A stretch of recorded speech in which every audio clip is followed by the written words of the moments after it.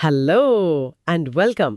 आज तारीख है 15 अक्टूबर 2025 15 अक्टूबर 2025। एंड गेस व्हाट, आज के सारे जरूरी अखबार और इम्पोर्टेंट गवर्नमेंट अपडेट्स आ चुके हैं। हाँ, बिल्कुल। और हम आपकी अपनी सुन लो यूपीएससी टीम लेकर आए हैं आज का वो डिटेल्ड एनालिसिस जो हर यूपीएससी एस्पिरेंट के लिए मतलब एब्सोल्युटली एसेंशियल है। सीरियसली, ये विश्लेषण आपका घंटों का समय बचाएगा।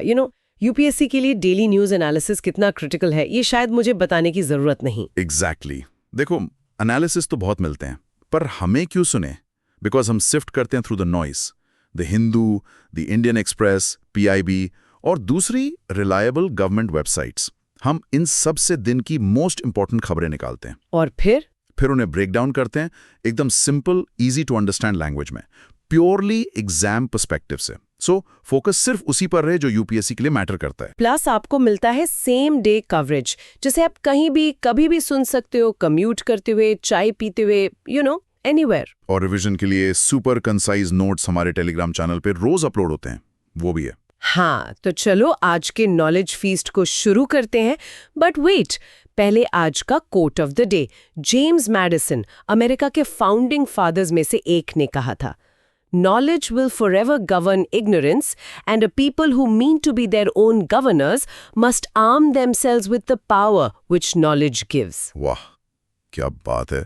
इसका मतलब है ज्ञान हमेशा अज्ञान पर शासन करेगा, और जो लोग अपने शासक स्वयं बनना चाहते हैं उन्हें उस शक्ति से लैस होना चाहिए जो ज्ञान देता है। यूपीएससी एस्पिरेंट्स के लिए इससे ज्यादा रेलेवेंट क्या हो सकता है? Knowledge is literally power. बिल्कुल, ज्ञान ही तो वो हथियार है, स्पेशली जब आप फ्यूचर एडमिनिस्ट्रेटर्स बनने जा रहे हो। यही नॉलेज आपको इन्फॉर्म्ड डिसीजंस लेने, कॉम्प्लेक्स पॉलिसी समझने और अल्टीमेटली देश को गवर्न करने की स्ट्रेंथ देगा। So let's arm ourselves. Couldn't agree more।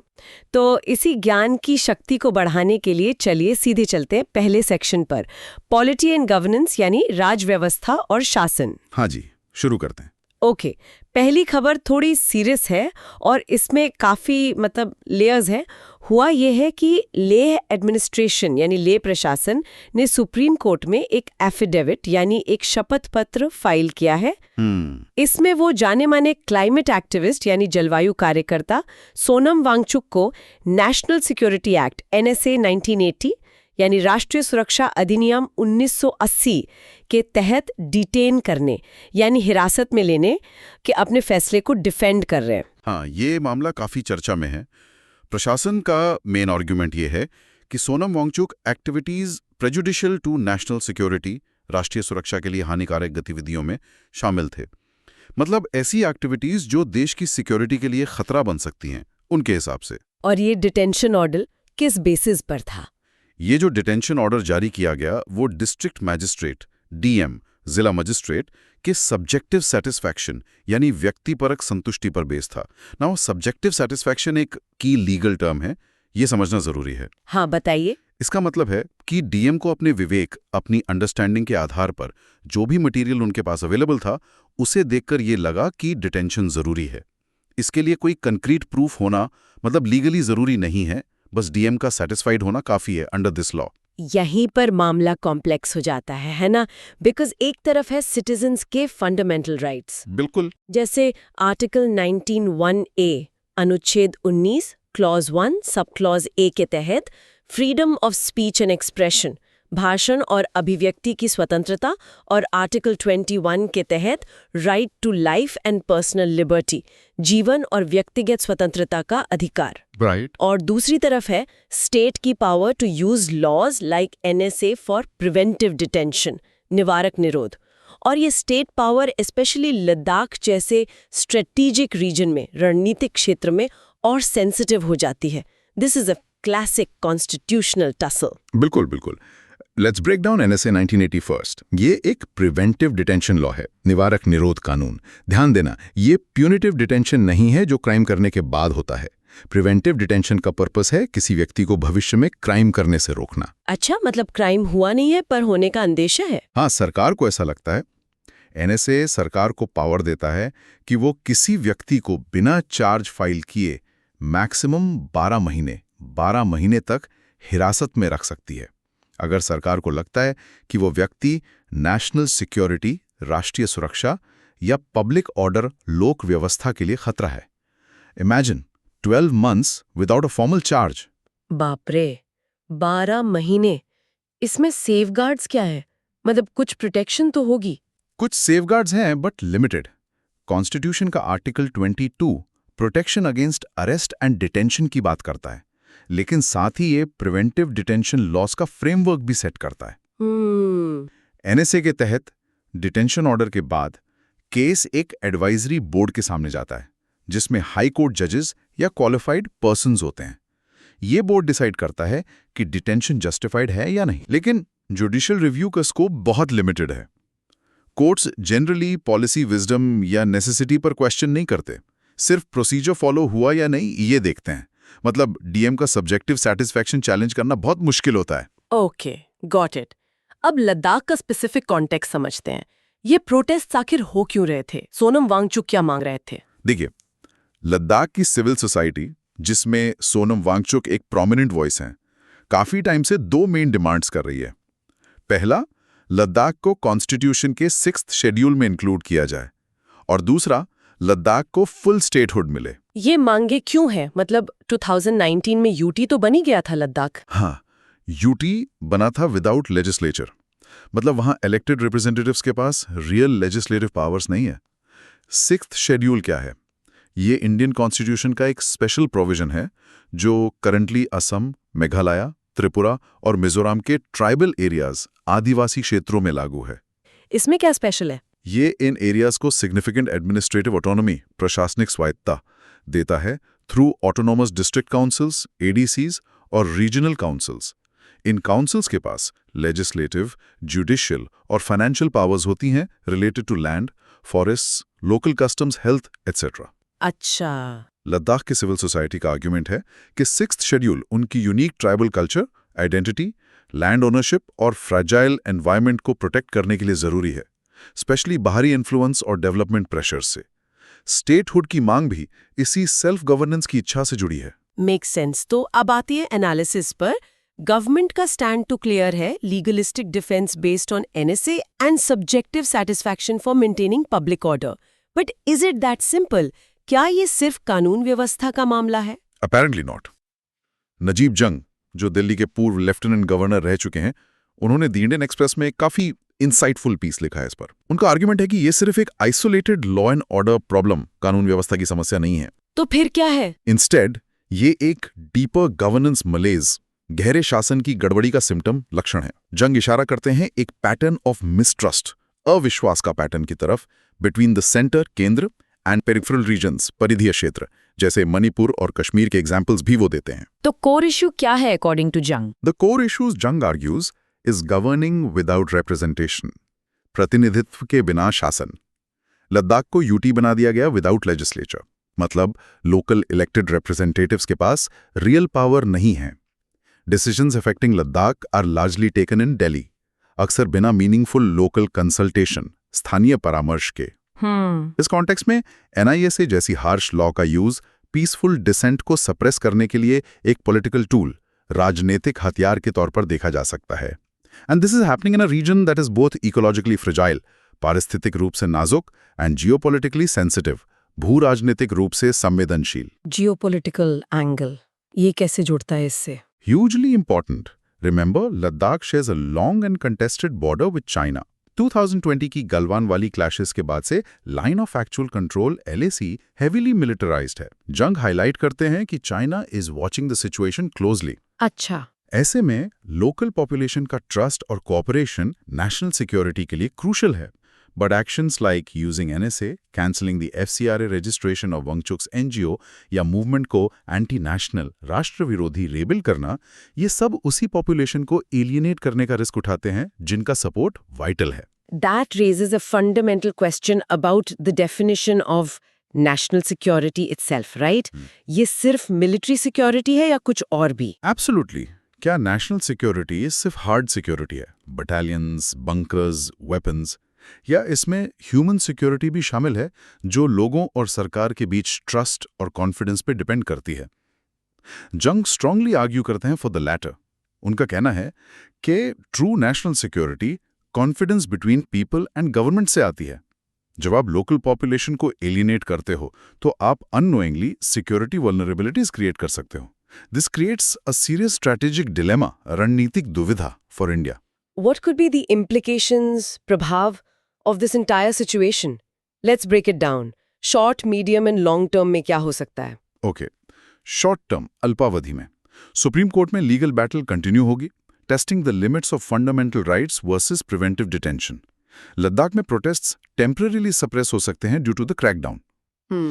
Medium term में देयर इज अ रिस्क के एक पीसफुल गांधीयन मूवमेंट रेडिकलाइज हो सकता है अगर डेमोक्रेटिक स्पेस श्रिंक होता है।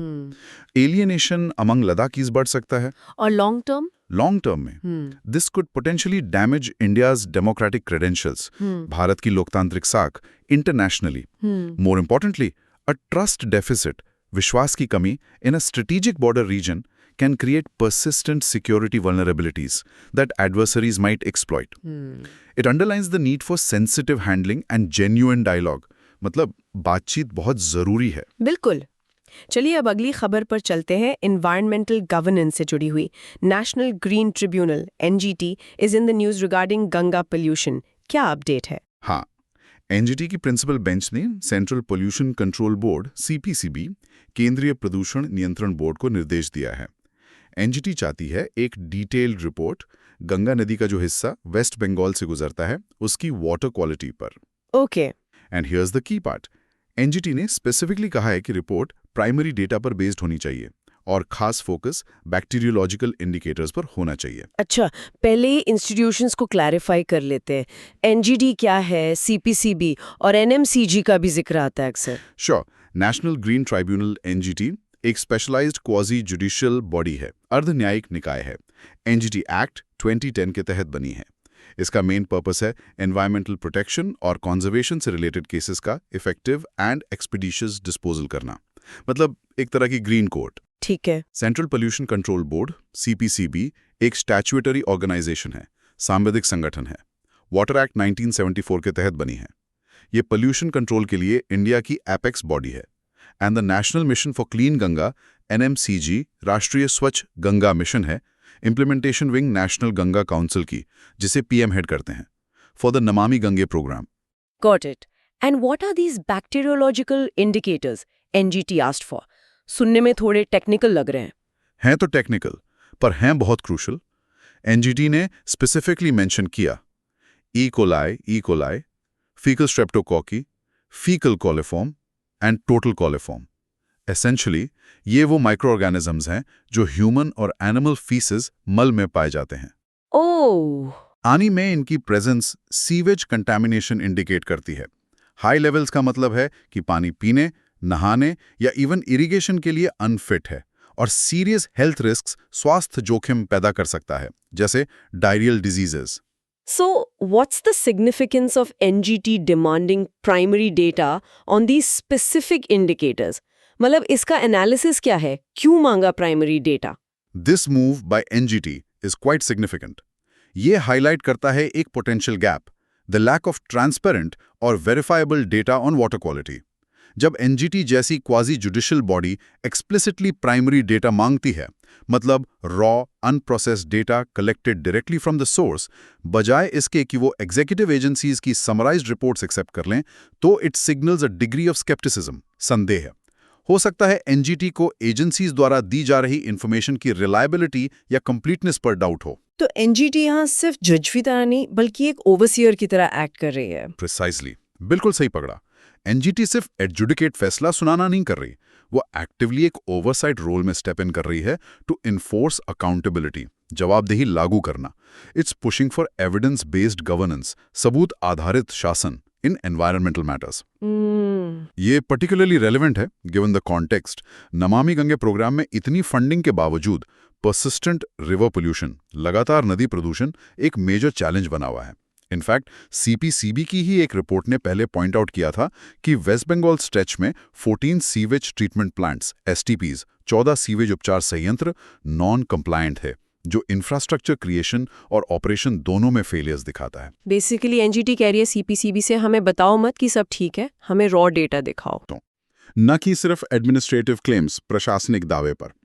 ये इंसिस्टेंस ऑन ट्रांसपेरेंसी, पारदर्शिता, फंडामेंटल है फॉर इफेक्टिव एनवायरमेंटल फेडरलिज्म, पर्यावरण संघवाद, जहां different levels of government, central and state agencies को एक इंडिपेंडेंट बॉडी द्वारा अकाउंटेबल ठहराना जरूरी है।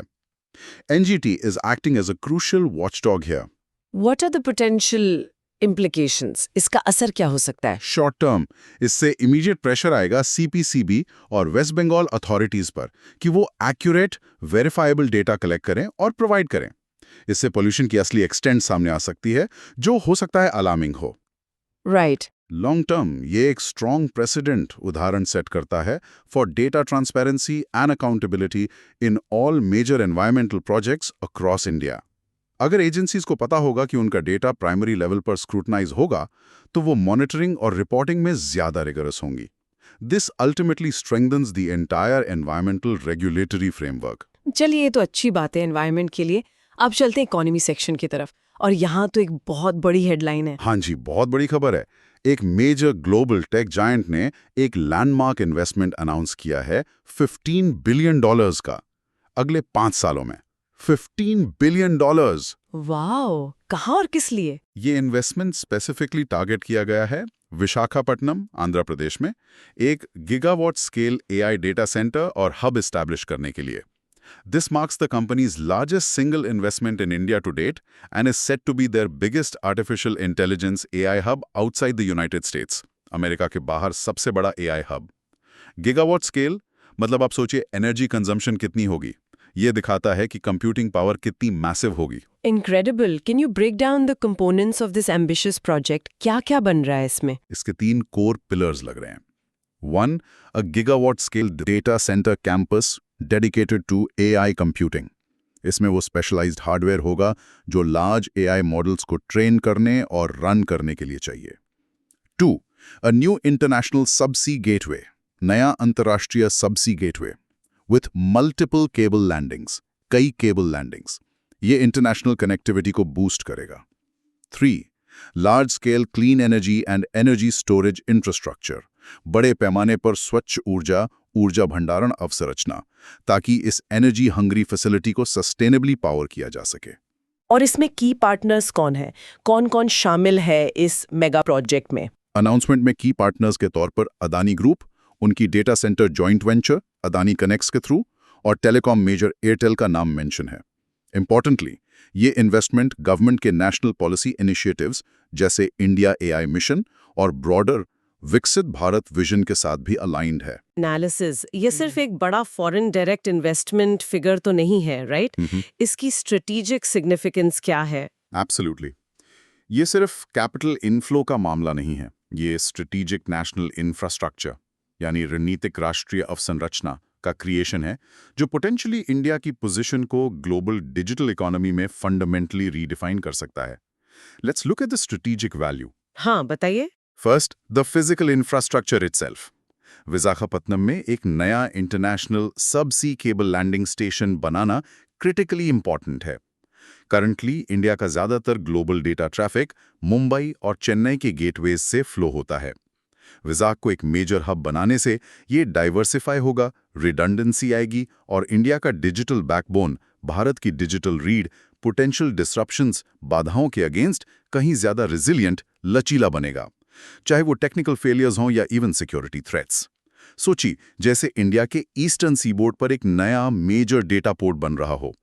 Interesting analogy. Yes. And the second strategic point. ये पार्टनरशिप इटसेल्फ। Yes. पार्टनरशिप का भी अपना जियोपॉलिटिकल वेट है। एक लीडिंग US टेक कंपनी का इंडिया के लार्जेस्ट इंफ्रास्ट्रक्चर कॉन्ग्लोमरेट अदानी और मेजर टेलीकॉम प्लेयर एयरटेल के साथ कोलैबोरेट करना, ये India US initiative on critical and emerging technology ICET की स्पिरिट को एम्बॉडी करता है। अच्छा। It signals the formation of a democratic tech alliance, लोकतांत्रिक तकनीकी गठबंधन, जिसका एम है ट्रस्टेड और सिक्योर टेक्नोलॉजी सप्लाई चेन्स बनाना for critical infrastructure like AI and cloud computing. इसे काफी हद तक चाइनीज डोमिनेटेड टेक इकोसिस्टम्स का ऑल्टरनेटिव बनाने की कोशिश के तौर पर देखा जा रहा है। But doesn't this massive reliance on a foreign tech giant raise questions about आत्मनिर्भरता और digital sovereignty? मतलब हम इतने डिपेंडेंट हो जाएंगे? That's the crucial dilemma. बिल्कुल सही सवाल है। एक तरफ ये प्रोजेक्ट अनडाउटेडली इंडिया की AI कैपेसिटी बूस्ट करेगा, significant high skill jobs create करेगा। प्रोजेक्शन है करीब 1.88 लाख 1,88,000 जॉब्स, और इनोवेशन फॉस्टर करेगा। हाँ। बट दूसरी तरफ ये अनडिनायबली इंडिया की रिलायंस निर्भरता बढ़ाता है एक फॉरेन कॉरपोरेशन पर फॉर कोर एआई हार्डवेयर, जैसे उनके प्रोप्राइटरी टेंसर प्रोसेसिंग यूनिट्स और टीपीयूज और software platforms. This raises long term questions about digital sovereignty, digital संप्रभुता। वाइल ये एआई एडॉप्शन एक्सेलरेट करेगा इंडिया में, ये इकोसिस्टम को एक स्पेसिफिक फॉरेन टेक्नोलॉजी स्टैक की तरफ स्टीयर भी कर सकता है। So the challenge for policymakers will be to balance this strategic alignment with the goals of technological self-reliance. ये एक tricky tightrope walk है। What are the broader implications? Let's look at the economic, strategic, and technological dimensions. Okay. Economic implications. Digital economy को significant boost मिलेगा, high value jobs create होंगी, और विशाखापट्टनम के एक major tech hub के तौर पर उभरने की potential है। Strategic implications. इंडिया के डिजिटल इंफ्रास्ट्रक्चर की रेजिलियंस बढ़ेगी और India US tech partnership Indo Pacific context में और मजबूत होगी। और टेक्नोलॉजिकल इम्प्लीकेशंस शायद सबसे एक्साइटिंग एस्पेक्ट है। डेमोक्रेटाइजेशन ऑफ एक्सेस, पहुंच का लोकतंत्रीकरण to high end AI computing power. Indian startups, researchers, academic institutions और बिजनेसेस को world class AI infrastructure access करने का मौका मिलेगा, likely on a pay as you go model. इससे एआई इनोवेशन के लिए बैरियर टू एंट्री काफी कम हो सकता है और ये एक पावरफुल कैटलिस्ट बन सकता है for developing indigenous AI solutions across various sectors. Okay, next up थोड़ी चिंताजनक खबर। इंटरनेशनल मॉनेटरी फंड आईएमएफ, अंतर्राष्ट्रीय मुद्रा कोष से उन्होंने इंडिया की ग्रोथ फोरकास्ट को रिवाइज किया है डाउनवर्ड्स। अपने लेटेस्ट वर्ल्ड इकोनॉमिक आउटलुक में आईएमएफ ने India's GDP growth projection, Bharat का सकल घरेलू उत्पाद विकास अनुमान for the fiscal year FY 26-27 वित्त वर्ष 26-27 को 20 बेसिस पॉइंट्स 20 आधार अंक घटा दिया है। एक basis point, just to clarify, होता है 100th of a percentage point, यानी 0.01%। तो 20 BPS कट का मतलब है ग्रोथ फोरकास्ट में 0.20 परसेंटेज पॉइंट्स की कमी। ये वर्ल्ड बैंक द्वारा हाल ही में की गई सिमिलर डाउनवर्ड रिवीजन के बाद आया है। आईएमएफ ने इस डाउनग्रेड के क्या कारण बताए हैं? उन्होंने कॉम्बिनेशन ऑफ फैक्टर्स बताए हैं। प्राइमरीली ग्लोबल हेडविंड्स, वैश्विक प्रतिकूलताएं, मतलब दुनिया के दूसरे हिस्सों में चल रही इकोनॉमिक चैलेंजेस और स्लो डाउन्स, और anticipated slower domestic demand with in India itself.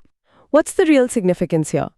20 basis points अपने आप में शायद बहुत बड़ा फिगर ना लगे। You're right, the quantum of the downgrade, mamuli matra, isn't massive, but the significance lies in what some analysts are calling the convergence of caution, satarkta ka bisaran. The fact कि दो premier global institutions, IMF और World Bank, independently एक ज़्यादा guarded outlook, सतर्क दृष्टिकोण पर पहुंचे हैं इंडिया के मीडियम टर्म ग्रोथ के लिए, signals a growing consensus, बढ़ती सहमति, among international economies about potential structural challenges, संभावित संरचनात्मक चुनौतियां जो आगे आ सकती हैं। Does this challenge the narrative we often hear about India being relatively insulated from global economic trends?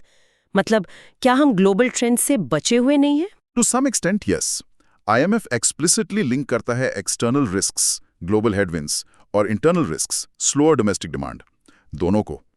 This suggests कि global uncertainties domestic economy में transmit होंगी, potentially consumption और investment patterns को impact करेंगी। It serves as a cautionary note, चेतावनी note for policymakers, ये याद दिलाते हुए कि high growth trajectory guaranteed नहीं है और continuous careful macroeconomic management की जरूरत है to navigate both global and domestic challenges. Alright, अब कुछ अच्छी खबर ट्रेड फ्रंट पर।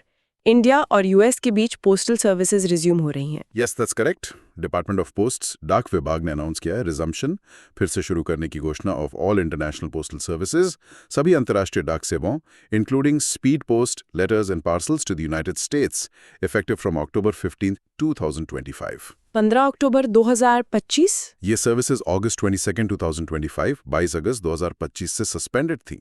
अच्छा, ये सस्पेंड क्यों हुई थी? What was the reason? Suspension का कारण था यूएस द्वारा इंप्लीमेंट किए गए न्यू कस्टम्स रेगुलेशंस, स्पेसिफिकली एक यूएस एग्जीक्यूटिव ऑर्डर 14324 ने पोस्टल शिपमेंट्स के लिए डी मिनिमस सीमा खत्म कर दी थी। डी मिनिमस थ्रेशोल्ड वो वैल्यू होती है जिसके नीचे गुड्स बिना ड्यूटीज या टैक्सेस के इंपोर्ट किए जा सकते हैं।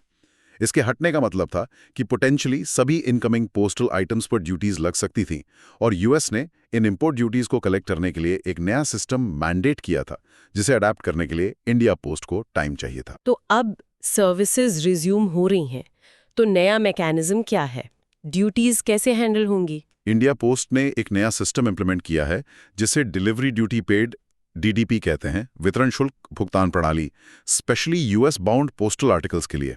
इस सिस्टम के तहत एक flat custom duty of 50% of the declared free on board value घोषित एफओबी मूल्य ऑफ द आइटम सेंडर प्रेषक से इंडिया में बुकिंग के टाइम पे ही कलेक्ट कर ली जाएगी। एफओबी वैल्यू में जनरली गुड्स की कॉस्ट प्लस ट्रांसपोर्टेशन कॉस्ट शामिल होती हैं up to the point of export from India. Let's analyse this. इससे सबसे ज्यादा फायदा किसे होगा? Who benefits most from this resumption and the new DDP system? This is hugely significant for India's micro-export ecosystem, सूक्ष्म निर्यात पारिस्थितिकी तंत्र। The primary beneficiaries प्राथमिक लाभार्थी हैं micro, small and medium enterprises, MSMEs, artisans, कारीगर, स्मॉल ट्रेडर्स, छोटे व्यापारी और स्पेशली ई-कॉमर्स एक्सपोर्टर्स जो पोस्टल चैनल्स पर हेविली रिलाई करते हैं लार्ज यूएस मार्केट में कस्टमर्स तक पहुंचने के लिए। सस्पेंशन ने उन्हें काफी हिट किया था। What's the main advantage of this new flat 50% DDP system? इसका फायदा क्या है? The key advantages हैं सिंप्लिसिटी, सरलता एंड प्रिडिक्टेबिलिटी, पूर्वानुमिता। पीआईबी रिलीज ने क्लैरिफाई किया कि अनलाइक कमर्शियल कुरियर्स जहां कॉम्प्लेक्स ड्यूटी कैलकुलेशंस हो सकती हैं प्रोडक्ट कैटेगरी के बेस पर, पोस्टल डीडीपी सिस्टम में स्ट्रेट फॉरवर्ड फ्लैट 50% ड्यूटी है विद नो एडिशनल बेस और प्रोडक्ट स्पेसिफिक ड्यूटीज। इससे स्मॉल एक्सपोर्टर्स को कॉस्ट सर्टेनिटी मिलती है, यूएस कस्टम्स रेगुलेशंस नेविगेट करने की कॉम्प्लेक्सिटी हटती है और यूएस में रेसिपिएंट के लिए अनएक्सपेक्टेड चार्जेस का झंझट खत्म होता है, जिससे अक्सर रिटर्न्स या कस्टमर डिससैटिस्फैक्शन होती है। So you could say this is a practical example of improving ease of doing business at the micro level? Absolutely.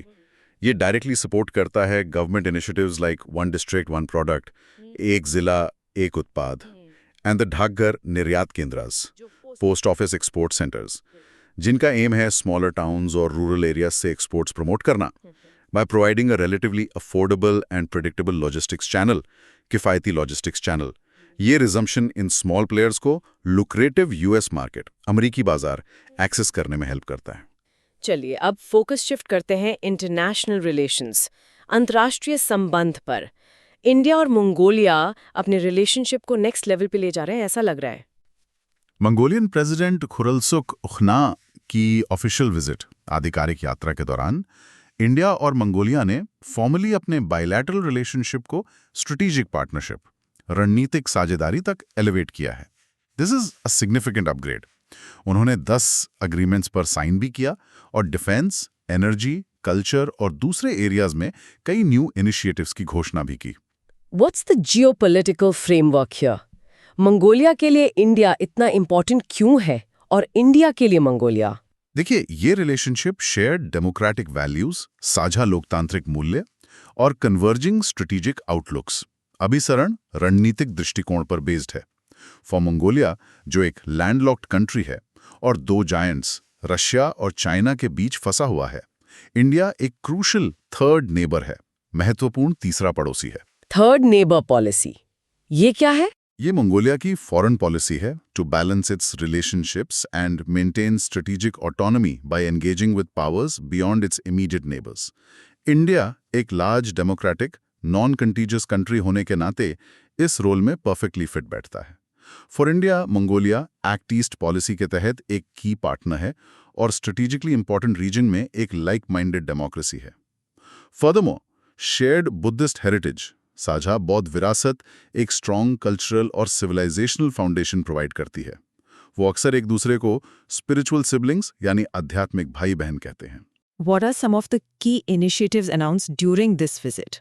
कुछ खास बातें? The centerpiece is undoubtedly Mongolia की पहली ऑयल रिफाइनरी प्रोजेक्ट, तेल refinery परियोजना का ऑनगोइंग कंस्ट्रक्शन, जिसे India significant financial support दे रहा है through a $1.7 billion $1.7 billion line of credit essentially a soft loan.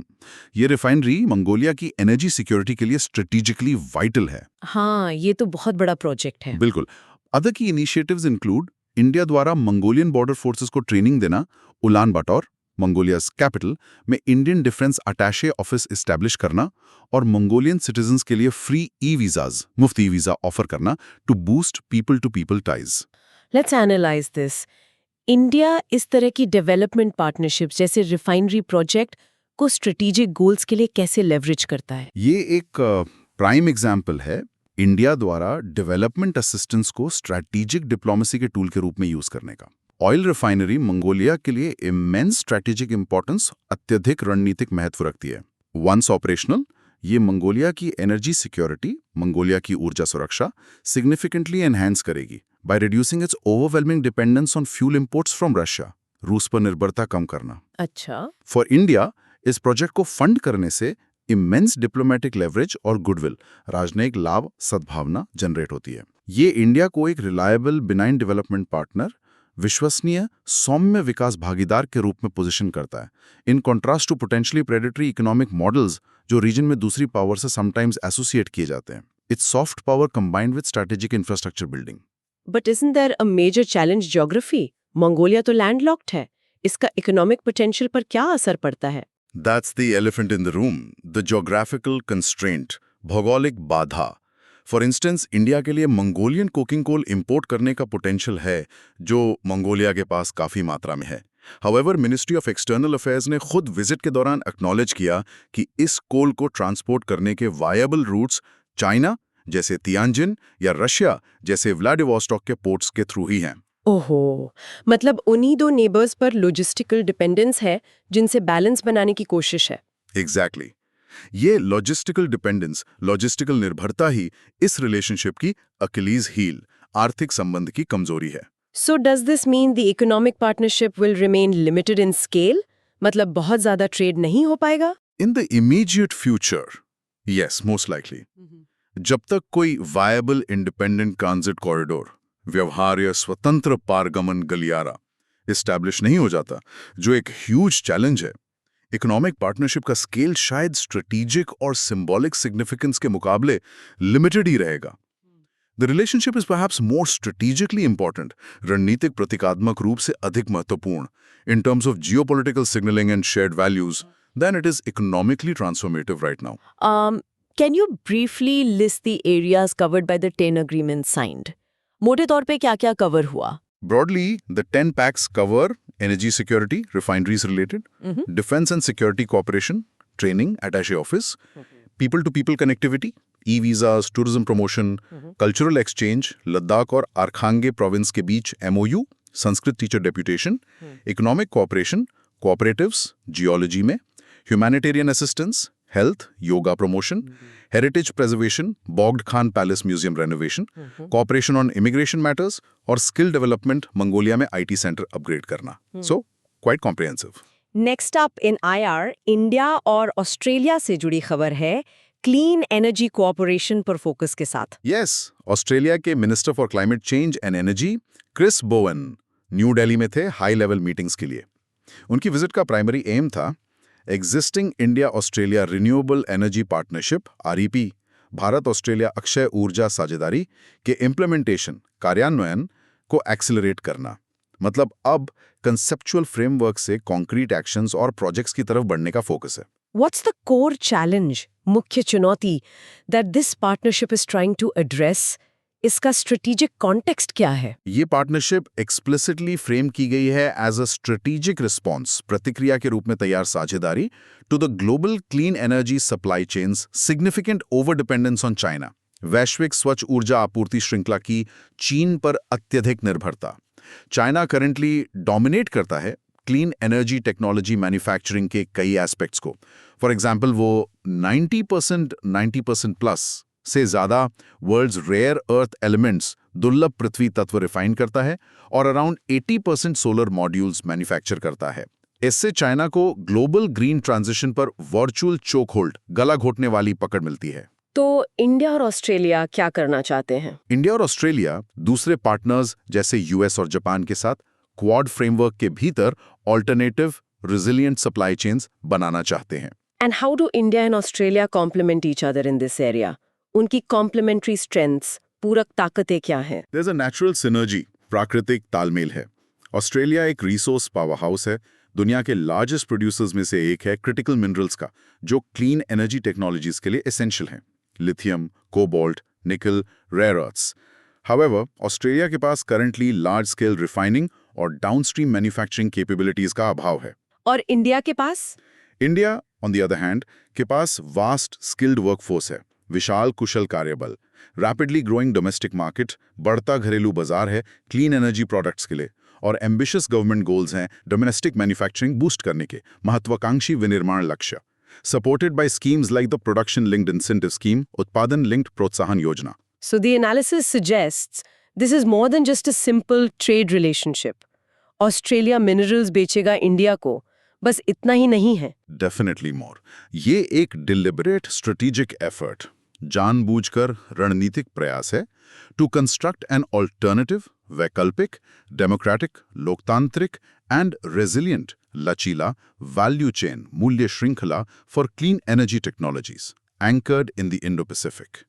The stated goal है to combine Australia's resources and India's workforce, Australia के संसाधन और भारत का कार्यबल, to forge a regionally anchored clean energy ecosystem, क्षेत्रीय रूप से स्थापित स्वच्छ ऊर्जा पारिस्थितिकी तंत्र। So the focus is on co-investment across the chain, especially processing. मतलब मिलकर इन्वेस्ट करना है पूरे चेन में? Exactly. The core objective, मुख्य उद्देश्य, ट्रांजैक्शनल रिलेशनशिप, लेन देन के रिश्ते से परे जाता है of just buying and selling raw materials. इसमें को investing across the entire value chain शामिल है, particularly in mid stream refining and processing, विशेष रूप से शोधन प्रसंस्करण और downstream manufacturing. The strategic aim clear है, चाइना के डोमिनेंस को ब्रेक करना, चीन के प्रभुत्व को तोड़ने के लिए इन क्रिटिकल एरियाज में, और इंडिया, ऑस्ट्रेलिया और उनके पार्टनर्स की स्ट्रेटेजिक ऑटोनॉमी एनहांस करना, रणनीतिक स्वायत्ता बढ़ाने के लिए। You mentioned Quad earlier. क्या ये इनिशिएटिव क्वाड के ब्रॉडर एजेंडा से लिंक्ड है? एब्सोल्युटली। ये इंडिया ऑस्ट्रेलिया पार्टनरशिप एक क्विंटेसेंशियल एग्जाम्पल है, क्वाड का सर्वोत्कृष्ट उदाहरण है।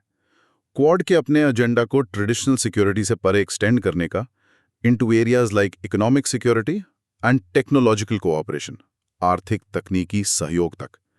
इट ट्रांसलेट्स जियोपॉलिटिकल अलाइनमेंट, भू राजनैतिक संरेखण का अनुवाद इनटू टैंजिबल इंडस्ट्रियल पॉलिसी, औद्योगिक नीति में। क्लीन एनर्जी जैसी क्रिटिकल टेक्नोलॉजीज के लिए सप्लाई चेन सिक्योर करना अब एक कोर सिक्योरिटी इंटरेस्ट माना जाता है। ये पार्टनरशिप शेयर्ड वल्नरेबिलिटीज, साझा कमजोरियों को एड्रेस करती है, contributes to a more diversified and stable global energy transition, विविध स्थिर वैश्विक ऊर्जा संक्रमण में योगदान देता है, and serves as a key pillar in building a green economy based on trust, transparency and democratic values, विश्वास, पारदर्शिता, लोकतांत्रिक मूल्यों पर निर्मित हरित अर्थव्यवस्था सुनिश्चित करने में महत्वपूर्ण स्तंभ। चलिए अब रुख करते हैं एनवायरनमेंट एंड डिजास्टर मैनेजमेंट, पर्यावरण और आपदा प्रबंधन का।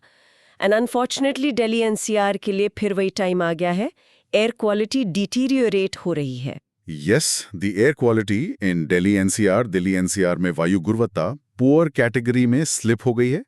Consequently, authorities ने graded response action plan GARP graded response action plan के तहत स्टेज 1 मेजर्स इन्फोर्स कर दिए हैं।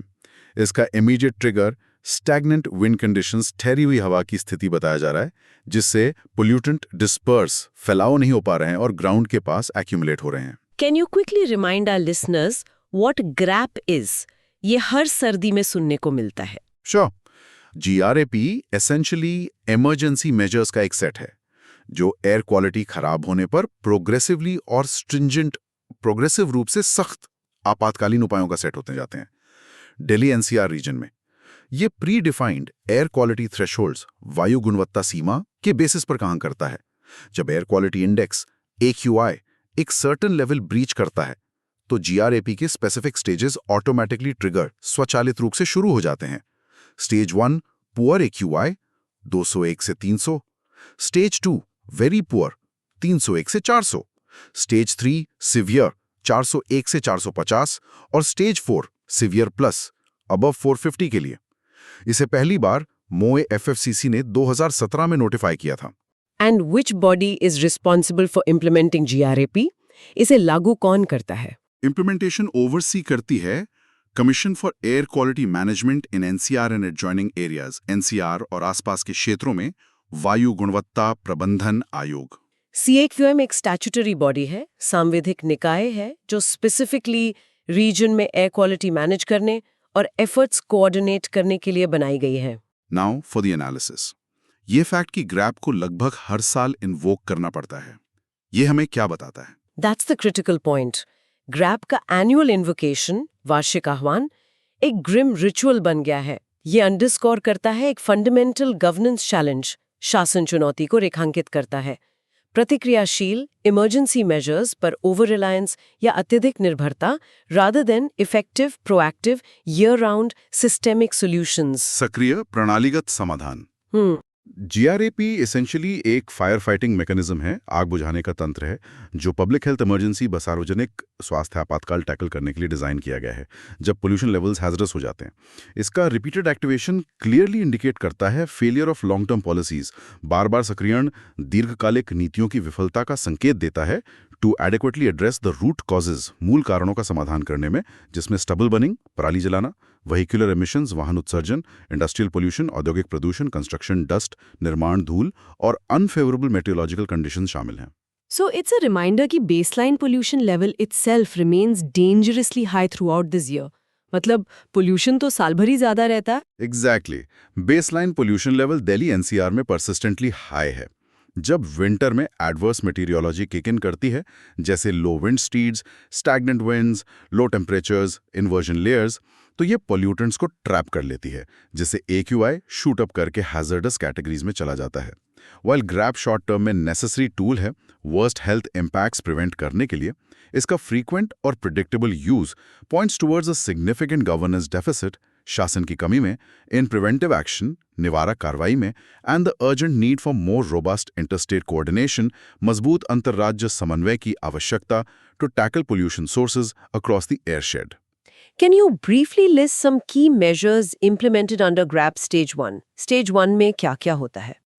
स्टेज 1 में टिपिकली एक्शंस शामिल होते हैं, जैसे कंस्ट्रक्शन साइट्स पर डस्ट मिटिगेशन मेजर्स का स्ट्रिक्टर एनफोर्समेंट, मैकेनाइज्ड स्वीपिंग और रोड्स पर regular water sprinkling, better waste management, अपशिष्ट प्रबंधन to prevent open dumping and burning, open burning of waste पर स्ट्रिक्ट प्रोहिबिशन, खुले में कचरा जलाने पर रोक, व्हीकल्स के लिए PUC pollution under control norms का स्ट्रिक्ट कंप्लायंस इंश्योर करना, पोटेंशियली रेस्टोरेंट्स के तंदूर प्रतिबंध में कोल और फायरवुड के यूज पर बैन, और एंटी स्मोक गन्स का डिप्लॉयमेंट, स्पेशली पोल्यूशन हॉटस्पॉट्स पर। चलिए, अब साइंस एंड टेक्नोलॉजी सेक्शन पर आते हैं। Let's circle back to the major tech companies $15 billion AI hub investment in Visakhapatnam. इस बार साइंस एंड टेक्नोलॉजी एस्पेक्ट्स पर फोकस करते हुए, ये प्रोजेक्ट सिर्फ पैसे का नहीं है, ये कटिंग एज टेक्नोलॉजिकल इकोसिस्टम, अत्याधुनिक तकनीकी पारिस्थितिकी तंत्र बनाने के बारे में है। एब्सोल्युटली। ये प्रोजेक्ट विविडली इलिस्ट्रेट करता है मॉडर्न आर्टिफिशियल इंटेलिजेंस यानी आधुनिक AI की इमेंस इंफ्रास्ट्रक्चर रिक्वायरमेंट्स, यानी विशाल अवसंरचना आवश्यकताएं। जो कोर टेक्नोलॉजीज इंटीग्रेट हो रही हैं, उनमें advanced computing hardware, high speed global connectivity और मैसिव एनर्जी इंफ्रास्ट्रक्चर का ट्राइड शामिल है। Let's break down this technological foundation. इस AI पावर हाउस को इनेबल करने वाले की पिलर्स क्या हैं? हम 3 क्रूशियल पिलर्स आइडेंटिफाई कर सकते हैं। Pillar number 1, gigawatt scale computing. ये term gigawatt scale primarily data centres की एंटिसिपेटेड पावर कंजम्पशन को रेफर करता है, जो उसकी इनॉर्मस कंप्यूटेशनल कैपेसिटी का प्रॉक्सी है। अच्छा, को ट्रेन और रन करने के लिए कोलोसल प्रोसेसिंग पावर यानी विशाल प्रसंस्करण शक्ति की आवश्यकता चाहिए। ये Visakhapatnam facility tens of thousands of specialised hardware accelerators यानी विशेष हार्डवेयर रखेगा, जैसे tensor processing units TPUs, company के कस्टम डिजाइंड AI चिप्स और graphics processing units GPUs house करेगी, जो AI वर्कलोड्स के लिए ऑप्टिमाइज्ड है। This represents a quantum leap in high performance computing HPC infrastructure within India. Pillar number 2 must be connectivity, right? AI को data चाहिए, वो भी fast. Exactly. Pillar number 2, high speed global connectivity, उच्च गति वैश्विक connectivity. एक AI hub isolation में operate नहीं कर सकता। प्रोजेक्ट का एक क्रिटिकल पार्ट है विशाखापट्टनम में न्यू इंटरनेशनल सबसी गेटवे, नया अंतर्राष्ट्रीय सबसी गेटवे एस्टैब्लिश करना। ये गेटवे फैसिलिटी को डायरेक्टली कनेक्ट करेगा कंपनी के vast global network of under sea fibre optic cables, जो रिपोर्टेडली 2 मिलियन माइल्स 20 लाख मील से अधिक लंबे हैं। This essentially creates a digital superhighway ensuring rapid, low latency data transfer. तेज कम विलंबता डेटा ट्रांसफर सुनिश्चित करना, which is essential for delivering real-time cloud computing and AI services both within India and globally. And pillar number 3. Ultimate goal क्या है? Pillar number 3, enabling AI for all. सभी के लिए AI सक्षम करना। ये प्राइम मिनिस्टर के vision for leveraging AI for national development से परफेक्टली अलाइन करता है।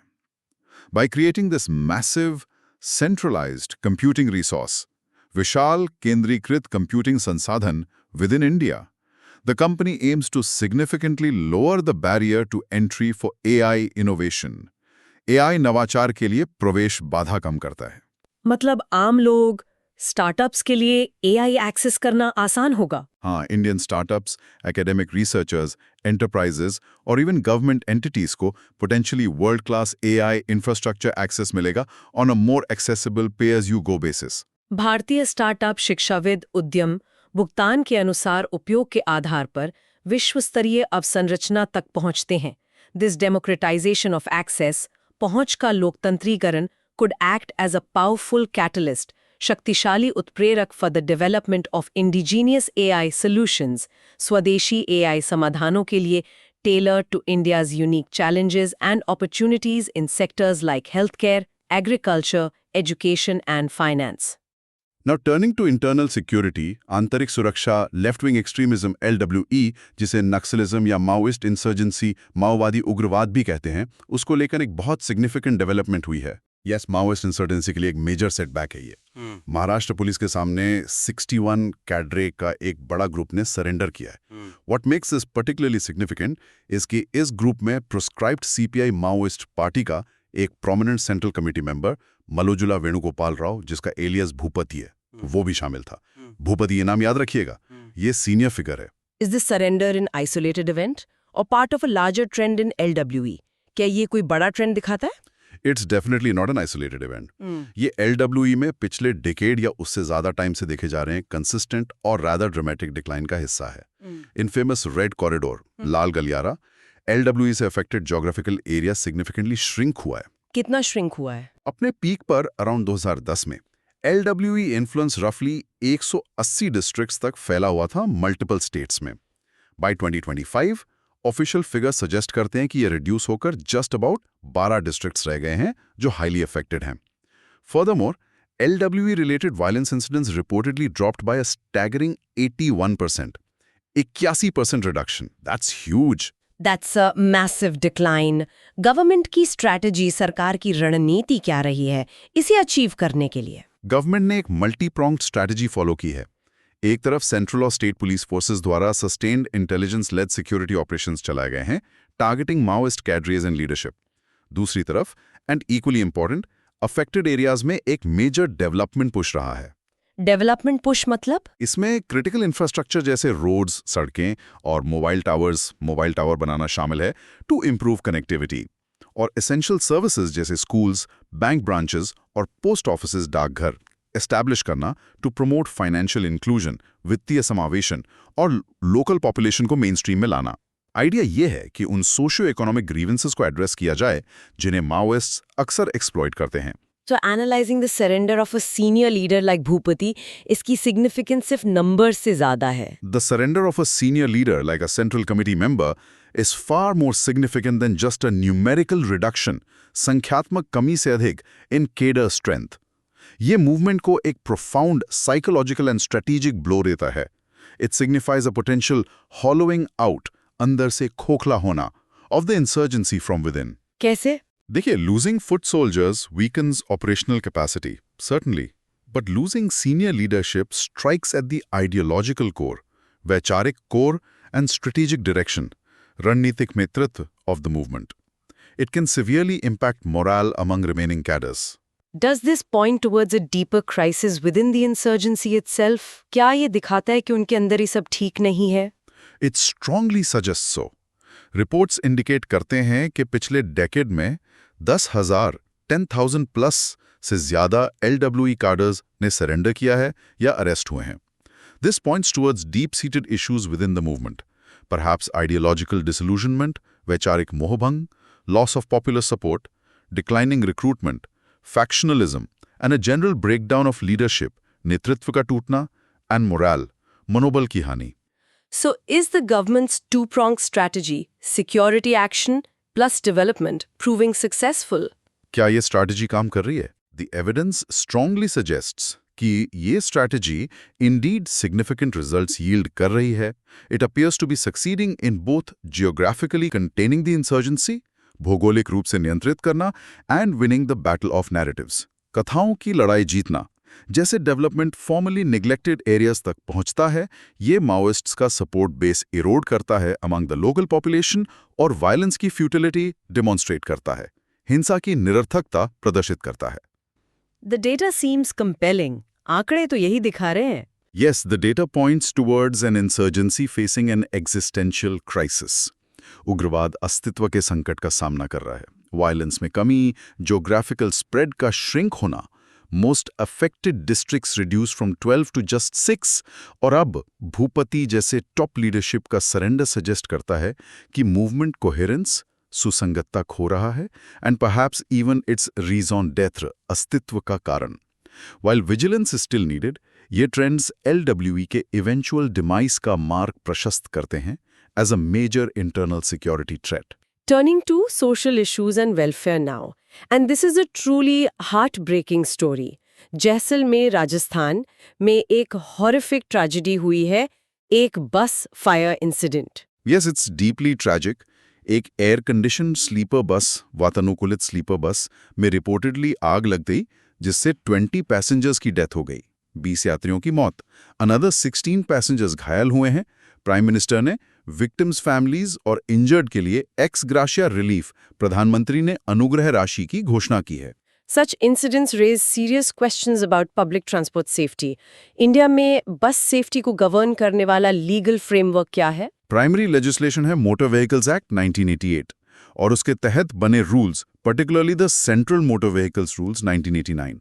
ये लॉज और रूल्स कमर्शियल पैसेंजर व्हीकल्स के लिए वेरियस सेफ्टी स्टैंडर्ड्स मैंडेट करते हैं. जैसे इसमें रेगुलर इंटरवल्स पर फिटनेस सर्टिफिकेट्स ऑब्टेन करने की रिक्वायरमेंट्स, कंस्ट्रक्शन और मेंटेनेंस के स्पेसिफिकेशंस, और सेफ्टी इक्विपमेंट जैसे फंक्शनल इमरजेंसी एग्जिट्स, आपातकालीन निकास और फायर सेफ्टी इक्विपमेंट, अग्नि सुरक्षा उपकरण के मैंडेटरी प्रोविजन शामिल हैं.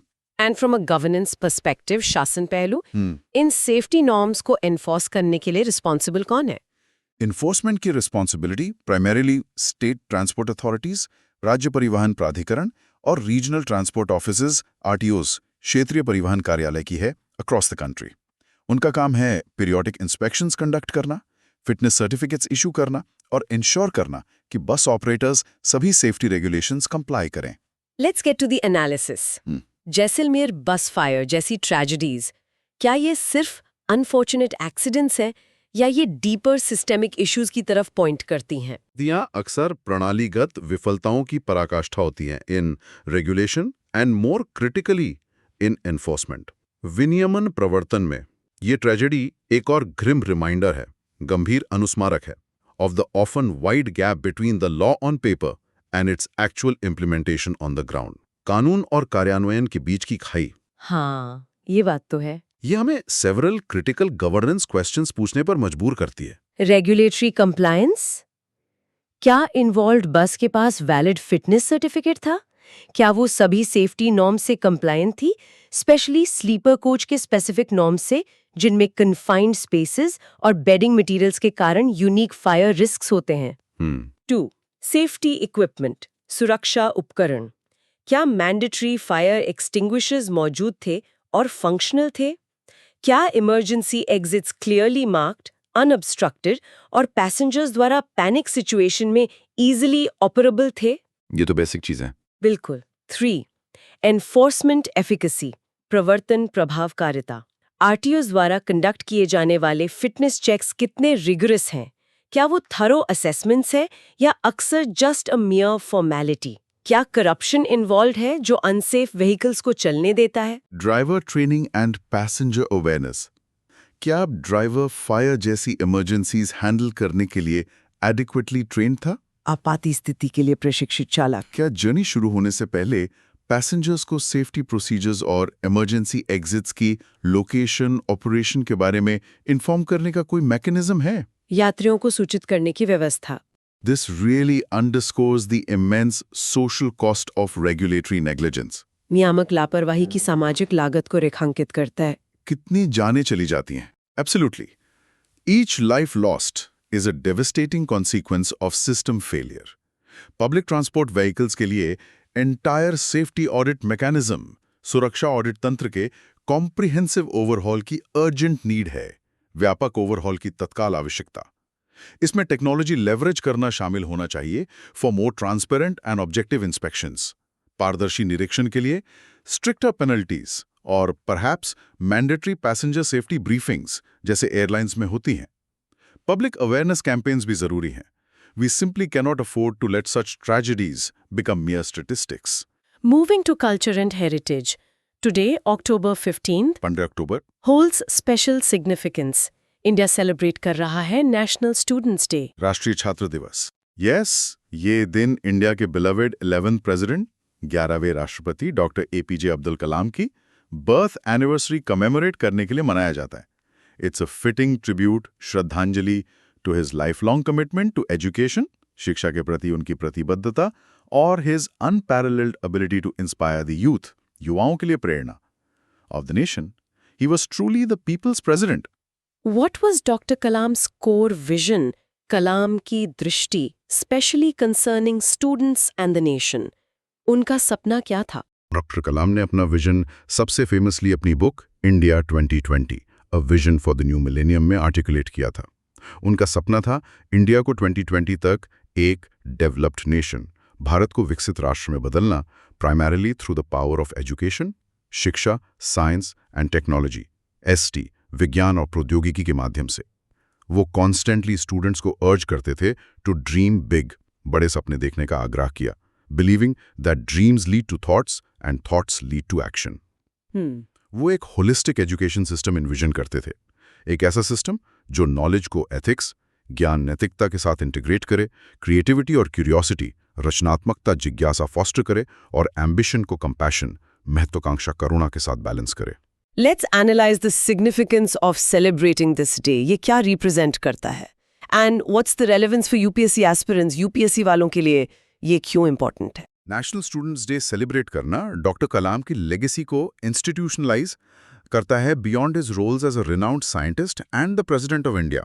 वैज्ञानिक राष्ट्रपति भूमिकाओं से परे ये उन्हें प्राइमरीली एक foremost moral thinker, an educator और एन इंस्पिरेशनल फिगर, प्रमुख नैतिक विचारक, प्रेरक व्यक्ति के रूप में रिकॉग्नाइज करता है, जिनकी लाइफ मिलियंस को मोटिवेट करती रहती है। उनकी अपनी लाइफ जर्नी रामेश्वरम के हम्बल बैकग्राउंड से राष्ट्रपति भवन के हाईएस्ट ऑफिस तक मेरिटोक्रेसी, पर्सिवियरेंस, डेडिकेशन और पेट्रियोटिज्म, योग्यता, दृढ़ता, समर्पण, देशभक्ति की एक पावरफुल नैरेटिव है। और यूपीएससी एस्पिरेंट्स के लिए for UPSC aspirants doctor Kalam की लाइफ और teachings incredibly rich material offer करते हैं। उनका famous quote, dream dream dream, dreams transform into thoughts and thoughts result in action, एक simple yet profound philosophical framework यानी दार्शनिक ढांचा प्रोवाइड करता है, relevant for goal setting and execution. Vision, सपने, कॉन्टेम्पलेशन, विचार, एग्जीक्यूशन, कार्य। ये emphasis on action oriented idealism, क्रिया उन्मुख आदर्शवाद, पब्लिक एडमिनिस्ट्रेशन के करियर के लिए हाईली पर्टिनेंट है। How about for GS paper 4 ethics? Ethics के पेपर में कैसे यूज कर सकते हैं? डेडिकेशन टू पब्लिक सर्विस, समर्पण, पेट्रियोटिज्म, देशभक्ति, कंपैशन, करुणा और प्रमोटिंग साइंटिफिक टेम्पर, वैज्ञानिक सोच एग्जेम्प्लीफाई करती है। उनके एनेक्डोट्स, कोट्स और लाइफ स्टोरी को एथिक्स पेपर में केस स्टडीज या थ्योरी क्वेश्चंस आंसर करने में इफेक्टिवली यूज किया जा सकता है। केस स्टडी, सिद्धांत प्रश्नों में उनकी कहानी, उद्धरणों का उपयोग करें। And for the essay paper, निबंध के लिए एब्सोल्युटली रेलेवेंट देयर टू। उनका vision for a developed India, विकसित भारत के लिए दृष्टि, उनका emphasis on the role of youth, युवाओं की भूमिका इन नेशन बिल्डिंग, और उनके ideas on education, innovation and bridging the rural urban divide, शिक्षा नवाचार पर विचार, एसेज के लिए एक्सीलेंट कंटेंट प्रोवाइड करते हैं। ही remains a powerful symbol of a confident, modern yet deeply rooted India, आत्मविश्वासी, आधुनिक, अपनी जड़ों से जुड़े भारत का प्रतीक। उनकी लाइफ स्टडी करना सिर्फ इंस्पिरेशनल नहीं है, ये किसी भी एस्पायरिंग सिविल सर्वेंट के लिए इंटेलेक्चुअली रिवॉर्डिंग है। All right, let's try to connect today's news items to some hypothetical ethical dilemmas, like mini case studies for GS Paper 4 practice. Just something for our listeners to reflect upon. Good idea. Caselet number 1, the district magistrates dilemma. Trait है एक strategically sensitive border district में। एक popular local activist जो Gandhian methods के लिए जाने जाते हैं, रीजन के लिए 6th शेड्यूल स्टेटस की मांग को लेकर पीसफुल प्रोटेस्ट्स लीड कर रहे हैं। कभी-कभी सड़क जाम भी हुए हैं। इंटेलिजेंस रिपोर्ट सजेस्ट करती हैं कि एक एडवर्सरी नेशन सिचुएशन को क्लोजली मॉनिटर कर रहा है और किसी भी अनरेस्ट को एक्सप्लॉइट कर सकता है। होम डिपार्टमेंट आप पर सटल प्रेशर डाल रहा है कि एक्टिविस्ट के खिलाफ नेशनल सिक्योरिटी एक्ट इन्वोक करे ताकि एक स्ट्रॉन्ग मैसेज जाए और प्रोटेस्ट्स जल्दी शांत हों। हावेवर, आपकी अपनी असेसमेंट, ग्राउंड रिपोर्ट्स और इंटरैक्शन के आधार पर यह है कि एक्टिविस्ट जेन्युइनली पीसफुल है, एनएसए यूज करना डिस्प्रोपोर्शनेट मेजर होगा और इससे लोकल पॉपुलेशन एलियनेट होने का रिस्क है, जिनका कोऑपरेशन बॉर्डर मैनेजमेंट और ओवरऑल नेशनल सिक्योरिटी के लिए वाइटल है। ओके, इसमें डीएम के लिए एथिकल डिलेमास, नैतिक दुविधाएं क्या-क्या हैं? Several critical dilemmas. 1. Rule of law versus executive pressure. कानून का शासन बनाम कार्यकारी दबाव।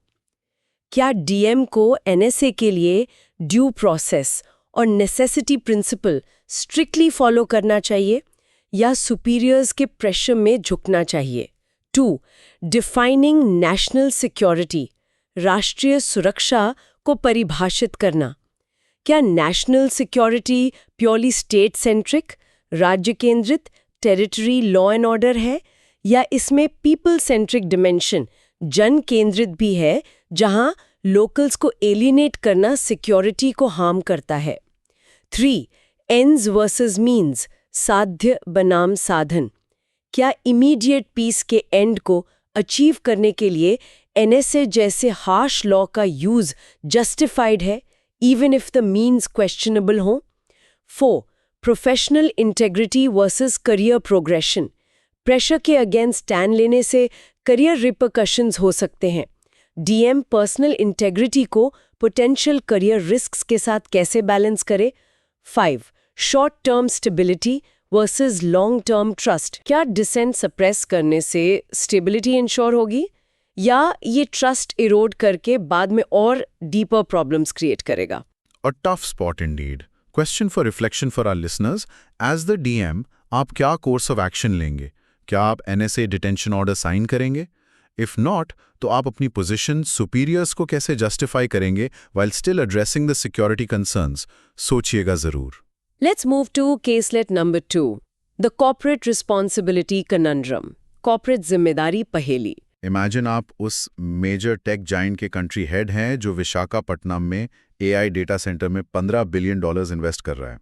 गवर्नमेंट प्रोजेक्ट को digital economy, job creation etcetera के लिए एक लैंडमार्क अचीवमेंट बता रही है। हाउएवर, इंटरनल ड्यू डिलिजेंस और स्टेक होल्डर कंसल्टेशंस के दौरान कुछ कंसर्न्स फ्लैग होते हैं। 1. सिग्निफिकेंट एनवायरमेंटल इम्पैक्ट, पर्यावरणीय प्रभाव। गीगावाट स्केल फैसिलिटी रीजन के ऑलरेडी स्केर्स एनर्जी और वाटर रिसोर्सेज पर इमेंस स्ट्रेन डालेगी, ऊर्जा जल तनाव। 2.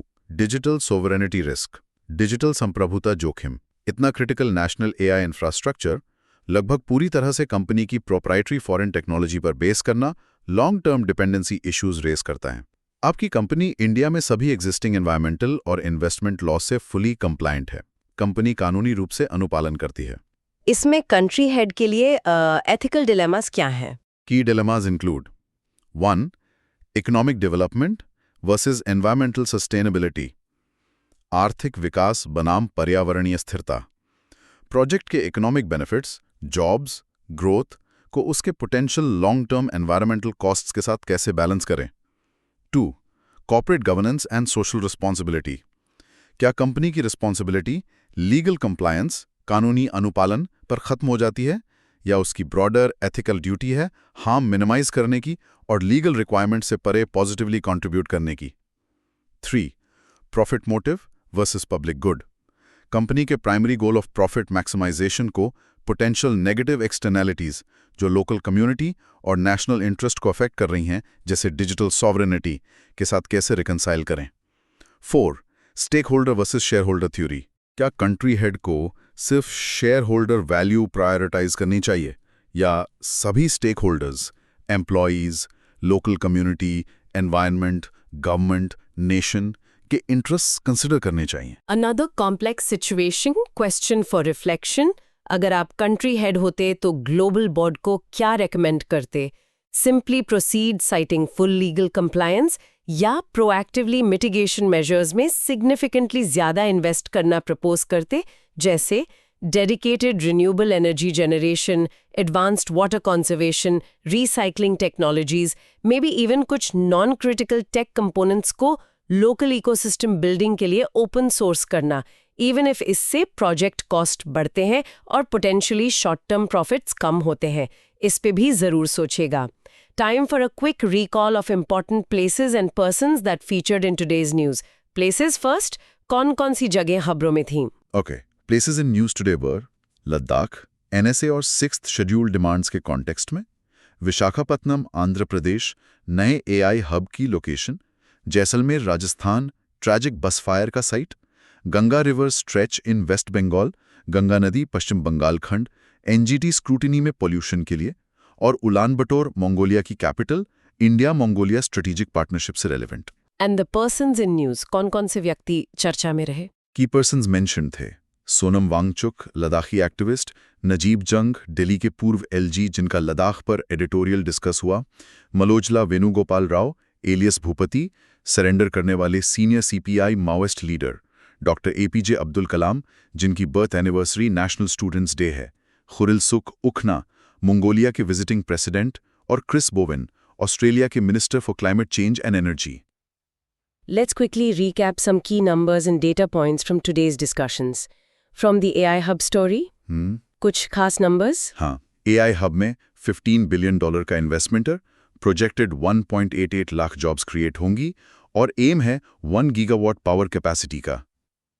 From the left-wing extremism decline, LWE वाली खबर से सिग्निफिकेंट नंबर्स थे। 61 माओइस्ट ने हाल ही में सरेंडर किया, इंक्लूडिंग एक top leader. Overall affected districts लगभग 180 से श्रिंक होकर अब सिर्फ 12 हाईली अफेक्टेड रह गए हैं, एंड वायलेंस इंसिडेंट्स 2010 पीक से 81% कम हुए हैं। इंडिया मंगोलिया पार्टनरशिप की फिगर है $1.7 billion line of credit LOC India की तरफ से ऑयल रिफाइनरी प्रोजेक्ट के लिए। ऑल्सो विजिट के दौरान 10 अग्रीमेंट साइन हुए हैं। India US postal service resumption, नया मैकेनिज्म है DDP सिस्टम, जिसमें 50% flat customs duty upfront collect होगी। एंड द जैसलमेर बस ट्रेजेडी, ट्रेजिकली 20 डेथ्स रिपोर्ट हुई हैं। We discussed Najib Jung's editorial on the Ladakh situation earlier. Can we quickly summarize the key factual assertions or arguments made in that piece as reported in our sources? सिर्फ वो points जो editorial में कहे गए थे। Okay, Najeeb जंग के लकाफ पर एडिटोरियल से रिपोर्टेड पॉइंट्स समराइज करते हैं। उन्होंने रिपोर्टेडली आर्ग्यू किया कि गवर्नमेंट के एक्शंस मेजॉरिटेरियन एजेंडा, बहुसंख्यकवादी एजेंडा का हिस्सा हैं। को प्रॉब्लम उनके अकॉर्डिंग है गवर्निंग विदाउट रिप्रेजेंटेशन, प्रतिनिधित्व के बिना शासन। उन्होंने NSA के यूज और FCRA रजिस्ट्रेशन कैंसलेशन को डिसेंट क्वेल करने की स्ट्रैटेजी, असहमति दबाने की रणनीति का हिस्सा बताया। उन्होंने चाइना द्वारा सिचुएशन वॉच करने से पोज होने वाले डेंजर को भी हाईलाइट किया। चीन स्थिति पर नजर रखे हुए हैं। फाइनली उन्होंने असर्ट किया कि true national security people's confidence, जनता और सरकार के बीच विश्वास पर रिलाई करती है, जिसे गवर्नमेंट एक्शंस इरोड करने का रिस्क उठाते हैं, क्रिएटिंग अ स्ट्रेटेजिक डिलेमा, रणनीतिक दुविधा। अगेन, ये पॉइंट्स एडिटोरियल को एट्रीब्यूटेड हैं, इश्यू पर एक पर्सपेक्टिव रिप्रेजेंट करते हैं। Alright team, buckle up. It's time for a rapid fire prelims facts revision round. मैं सवाल पूछूंगी, आप क्विक फैक्ट बताना। Ready? First, national security act 1980 NSA, preventive detention law, निवारक निरोध कानून, नेशनल सिक्योरिटी या पब्लिक ऑर्डर के थ्रेट प्रिवेंट करने के लिए बिना चार्ज 12 महीने तक डिटेंशन अलाउ करता है। Second, the location and investment figure for the new major AI hub. नया AI हब कहाँ बन रहा है और कितना इन्वेस्टमेंट है? Visakhapatnam, Andhra Pradesh. Investment $15 billion, $15 billion. Third, India's 1.7 billion LOC to Mongolia is primarily for which project?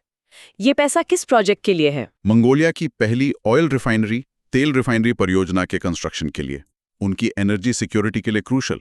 Fourth, Mongolia's foreign policy doctrine of seeking partnerships beyond Russia and China is called. इस policy को क्या कहते हैं? थर्ड नेबर पॉलिसी, तीसरा पड़ोसी नीति।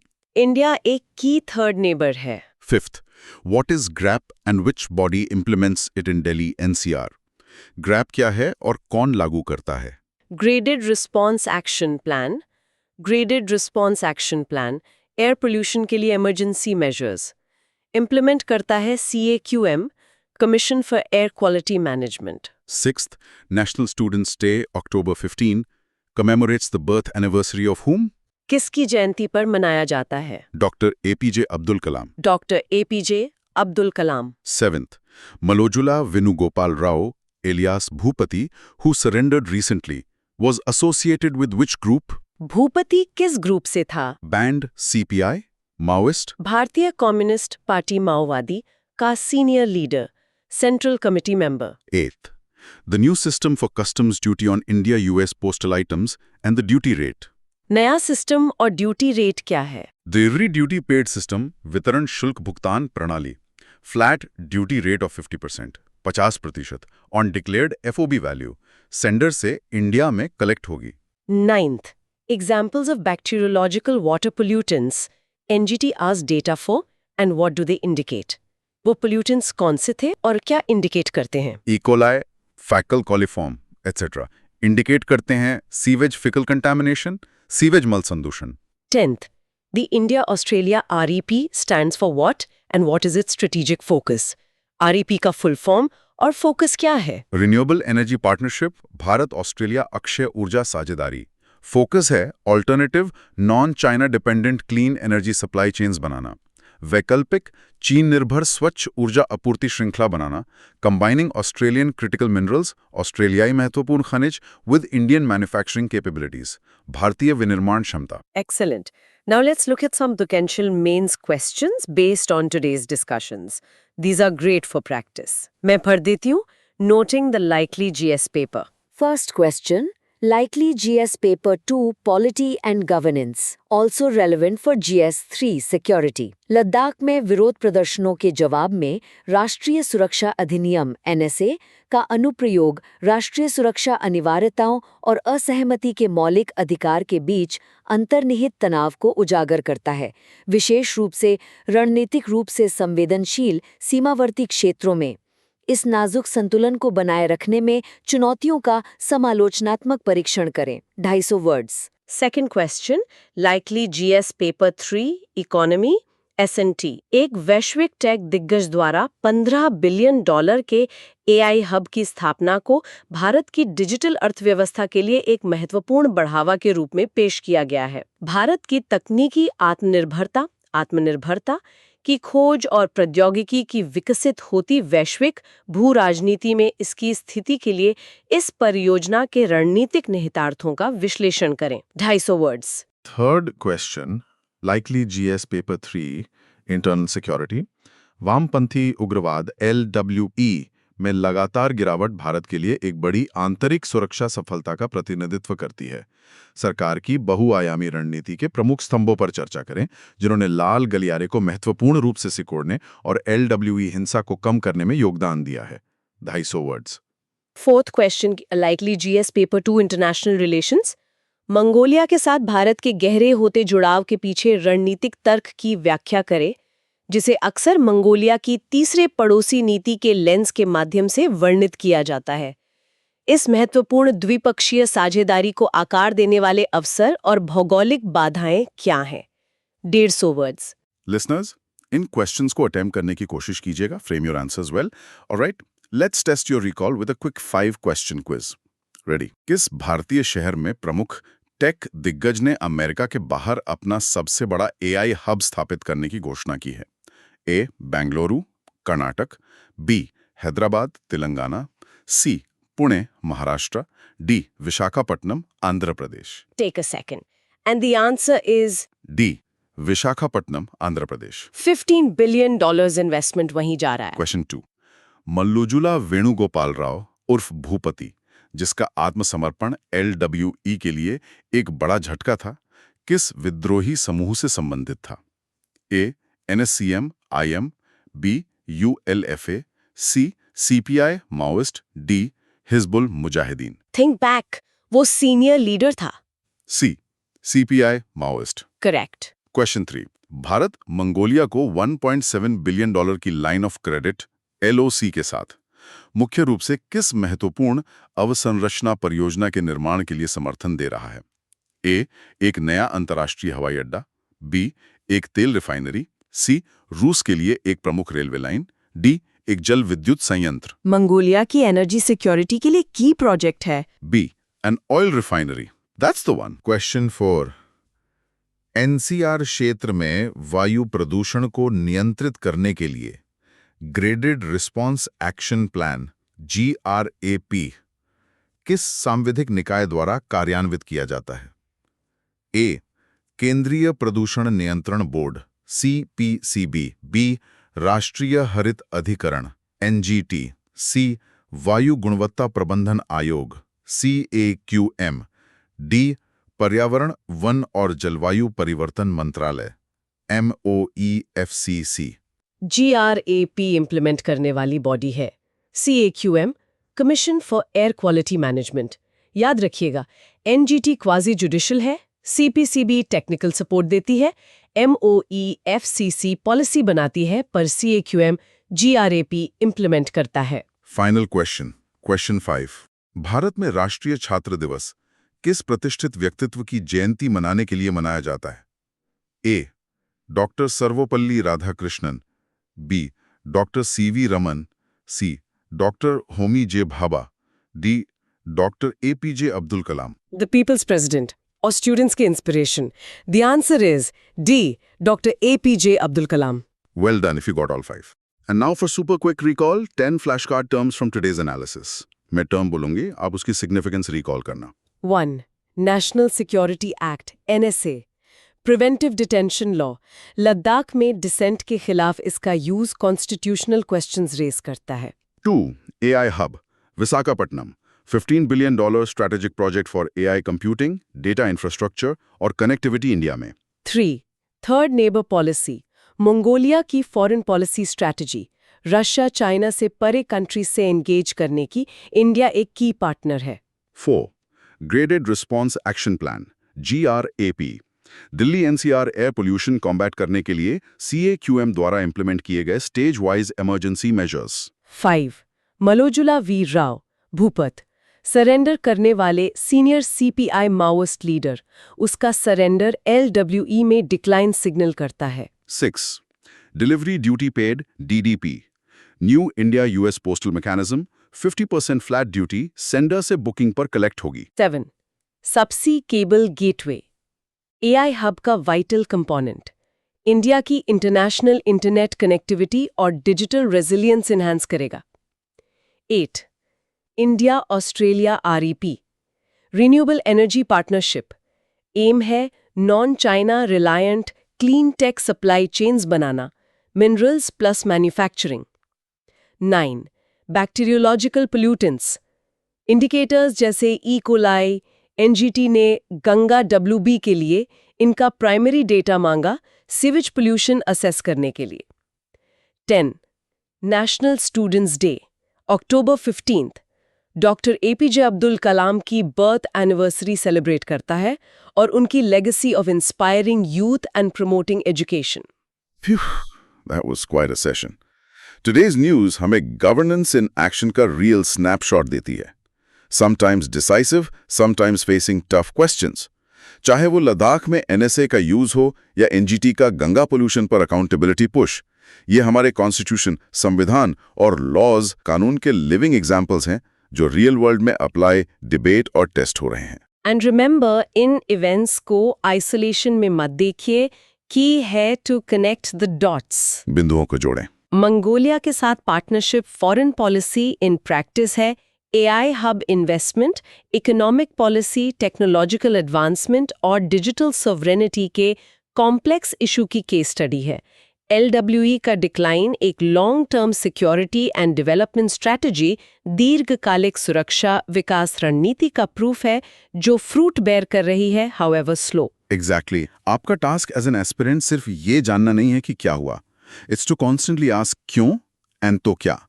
NSA क्यों invoke हुआ, IMF के रिवाइज फोरकास्ट का पॉलिसी के लिए क्या मतलब है, AI हब के लॉन्ग टर्म स्ट्रेटेजिक कॉन्सिक्वेंसेस क्या हैं।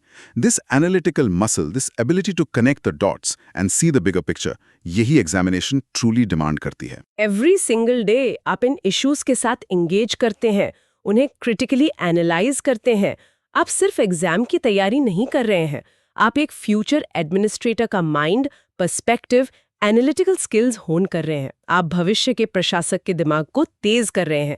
कीप बिल्डिंग दोज कनेक्शंस बनाते रहें। ट्रस्ट मी, पूरा सिलेबस डेली न्यूज़पेपर में छिपा है, आपको बस उसे अनकवर करने के लिए राइट लेंस चाहिए। Keep digging deeper. So that wraps up our detailed analysis for 15th October 2025. A quick recap of the major headlines. ले एडमिनिस्ट्रेशन ने सुप्रीम कोर्ट में सोनम वांगचुक की NSA डिटेंशन डिफेंड की। एक टेक जाइंट ने विशाखापट्टनम में massive $15 billion AI hub announce किया।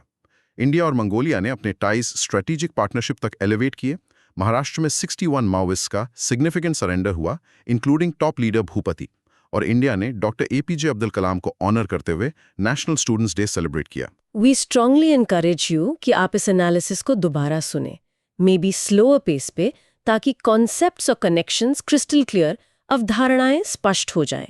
Remember, याद रखें, कंसिस्टेंसी इज द एब्सोल्यूट की। निरंतरता ही कुंजी है, न सिर्फ UPSC के लिए बल्कि लाइफ में कुछ भी मीनिंगफुल अचीव करने के लिए। If you found this discussion valuable, मूल्यवान, and we really hope you did, तो प्लीज लाइक बटन जरूर हिट करें, इसे अपने फेलो एस्पिरेंट्स के साथ शेयर करें और कमेंट सेक्शन में अपने थॉट्स, क्वेश्चंस या इनसाइट्स हमें बताएं। We love hearing from you. And most importantly, please soon low UPSC YouTube channel को सब्सक्राइब करें और बेल आइकन दबाएं ताकि आप हमारा डेली एनालिसिस और दूसरा हेल्पफुल कंटेंट मिस न करें। You can also join our ₹299 membership now and get access to all the videos and exclusive content. Keep reading, keep learning, keep growing. पढ़ते रहिए, आगे बढ़ते रहिए। पढ़ते रहिए, आगे बढ़ते रहिए।